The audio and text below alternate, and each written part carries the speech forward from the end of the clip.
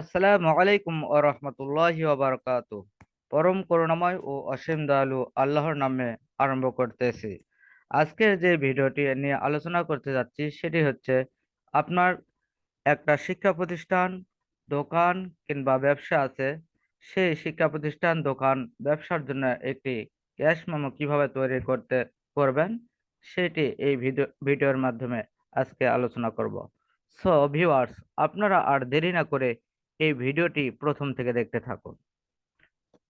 Viewers, স্ক্রিনের মধ্যে যেই ক্যাশ মেমো বা ভাউচারটি আপনারা দেখতে পারতেছেন, এই ক্যাশ মেমো বা ভাউচার আমি হুবহু তৈরি করে দেখাবো। তো ভিউয়ার্স, এরকম ক্যাশ মেমো ভাউচার তৈরি করার জন্য যে কাজটি প্রথমে আপনাকে করতে হবে, অবশ্যই এটিকে আগে আপনাকে পেজ সেটআপ দিয়ে নিতে হবে। পেজ লেআউট থেকে পেজ সেটআপে চলে যাবেন। যাওয়ার পরে এখানে আপনারা টপ, বটম, লেফট, রাইট ৪ টে সাইডে আপনি 0.5 অথবা চতুর্দিকে 1 1 করে রাখতে পারেন। এরপরে পেপারটাকে A4 এবং ল্যান্ডস্কেপ করে নিতে অবশ্যই। ল্যান্ডস্কেপ করার পরে যে কাজটি করতে হবে, পেজ সেটআপ দেওয়া আমাদের শেষ। এখন কলাম, এখানে পেজ সেটআপের উপরে অংশে কলাম অপশন আছে। এই কলামে ক্লিক দেব। ক্লিক করার পরে যে কাজটি করতে হবে, টু কলামে ক্লিক দেব আমরা। দেখেন, আপনারা অবশ্যই স্ক্রিনের মধ্যে দেখতে পারতেছেন আমার এই লেখাটা দুই ভাগে বিভক্ত হয়ে গেছে, অর্থাৎ পেজটা দুই ভাগে বিভক্ত হয়ে গেছে। এরপর যেই কাজটি করতে হবে, লেখাগুলো আগে থেকে আমি লিখে রেখেছিলাম। এরপর যে কাজটি আমাকে করতে হবে, লেখাগুলোকে আমরা সাজাবো, কিন্তু একটু পরে সাজাবো। আহ লেখাগুলো সাজার পূর্বে যে কাজটি করতে হবে, আমাকে ইনসার্ট মেনুতে ক্লিক দিতে হবে। ক্লিক দেওয়ার পরে টেবিলে ক্লিক করব। টেবিলে ক্লিক করার পরে ইনসার্ট টেবিলে যাব। যাওয়ার পরে আমাদের সিম্পল একটা ভাউচার করার জন্য আমরা প্রথমে দুইটি কলাম নেব এবং তিনটি রো নেব। আমি দুইটি কলাম এবং তিনটি রো নিয়ে ওকে করলাম। করার পরে এখানে যদি আমরা লেখা দিতে চাই, কোনো হেডিং দিতে চাই, সেটি অবশ্যই লিখে নিতে হবে। আমি এখানে দিলাম সে বিবরণ দিলাম। এখানে আমি বিবরণ লিখলাম, বিবরণ, ট্যাব দুই পাশে টাকা দিলাম। এরপর যে কাজটি হবে, 3 নম্বর রোতে আমরা মোট টাকা লিখলাম, মোট টাকা। আর নিচে লিখবো আমরা কথায়, কথায় দিয়ে ডট ডট দিয়ে দিব।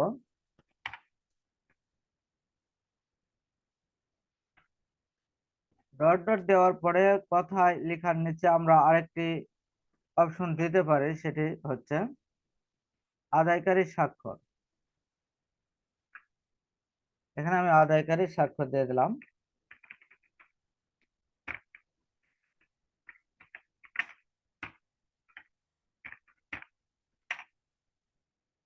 আদায়কারী স্বাক্ষরটাকে আমি ডান সাইডে দেব। একইভাবে উপরে এখন আমি একটু কাজ করে নেব। তার এখান থেকে এই পর্যন্ত কন্ট্রোল অর্থাৎ সেন্টার করে নিলাম। আপনারা এখানে হোম প্যারাগ্রাফ থেকে সেন্টার করে নিতে পারেন এবং লেখাগুলো ছোট বড় যেরকম করে করে নিতে চান করে নিতে পারেন। তারিখটাকে আমরা বাম সাইডে, ডান সাইডে দিয়ে দেবো। দেওয়ার পর নিচে আমার অনেকগুলো জায়গা বাকি আছে, যেমন 2 নাম্বার রোতে ক্লিক করে এন্টার প্রেস করব। দেখেন, 2 নাম্বার রোতে বিবরণ লেখার জন্য একটু বড় করে নিতে হবে। ক্লিক করে নেব। নেওয়ার পরে যে কাজটি আমাকে করতে হবে, লেখা যখন আমার শেষ, পেজ একটি কলাম পরিপূর্ণ হয়ে গেছে, তখন আমরা কন্ট্রোল A চাপবো। কন্ট্রোল A দিয়ে অল সিলেক্ট করে নেব। নেওয়ার পরে কন্ট্রোল C তে কিবোর্ড থেকে কপি, অথবা আমরা এডিট মেনু থেকে কপি পেস্ট কপি করে নিতে পারি। এন্টার প্রেস করে দ্বিতীয় কলামে কার্সারটা আমরা পার করে নেব।